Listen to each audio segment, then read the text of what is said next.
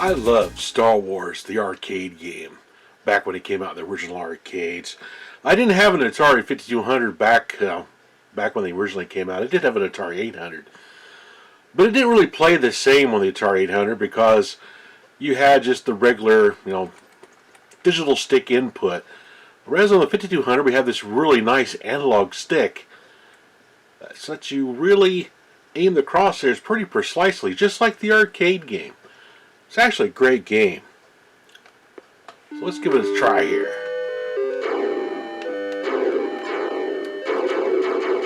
Die! Oh, there we go.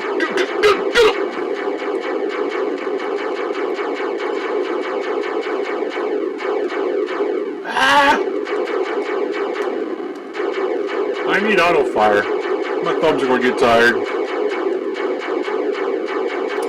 It's actually not a bad version of the Star Wars the arcade game, to tell you the truth. It's pretty well done. Attack the Death Star. Oh! Man, that wasn't good. Oh! I think I'll just avoid him. Heck, we'll try and get extra points. Just avoid him. Whoa. Use the Force, Luke. Whoa. Got that one. Whoop.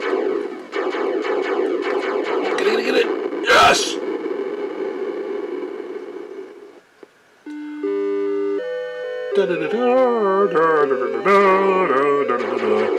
Well, now let's listen to some feedback that I received on this game. I asked for some feedback on the game. I'll read them off right now.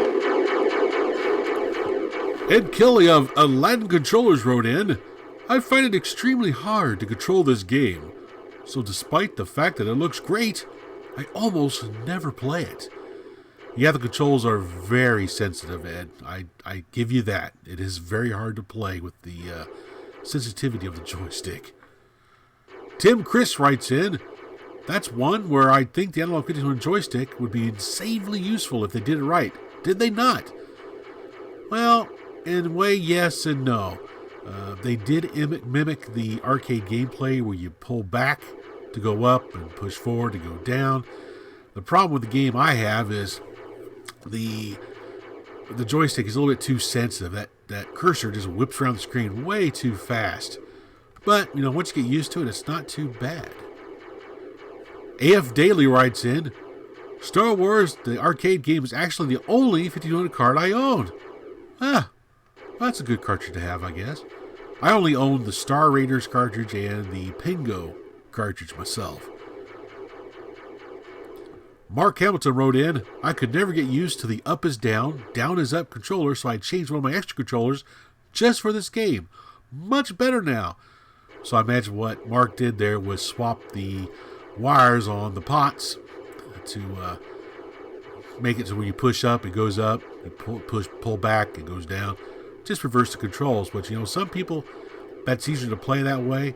If you're used to flight controls, just like the arcade game, you kind of pick it up pretty quick. Joshua Witt wrote in, I love the colors of the X-Wing cannons, and there's the perfect shade of green for the interface. The action seems smooth too. 5200 is a workhorse. Yeah, that's why they nicknamed it Pam, the personal arcade machine. It's got a lot of great arcade ports on it. Marcus Foster wrote in, I'm getting a 5200 this Thursday. Can't wait. I've told this before, but I got a 5200 as a kid and had it for about 6 months when I actually pulled it off the arcade cabinet my dad built. It broke the controller, one port of the board. I was the saddest kid in my town, I tell you. Oh yeah, that would be very sad. Sean Bossman wrote in, one of my all-time favorites. I need to locate a new switch box so I can play it again. So you evidently may have a 4-port that requires a switch box. You could do the power model on that crazy thing, so you don't have to use a switch box. But if you want to keep it all original though, switch box is a way to go. Let's see, what else we got here? We got any more? Didn't get any auto submissions, unfortunately. Let's see, oh here we go. Christopher Stein wrote in, for authentic arcade graphics and sound, the 5200 is the best. Yeah, it's not bad. I didn't have a 5200 back when it originally came out. I already had an Atari 100 XL at that time, so a lot of the games that you could play on the 5200, I was playing on my Atari 800 XL, especially when this guy out there called Glenn the 5200 Man was porting a lot of 5200 games over to the 800.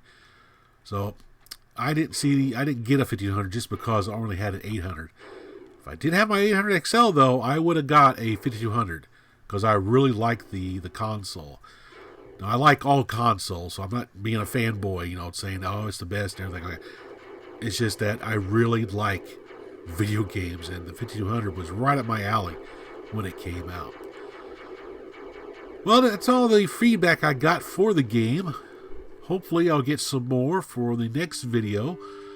Keep an eye on the Arcade USA Facebook page and also the Atari 5200 Super Community page to see what game I'm going to talk about next.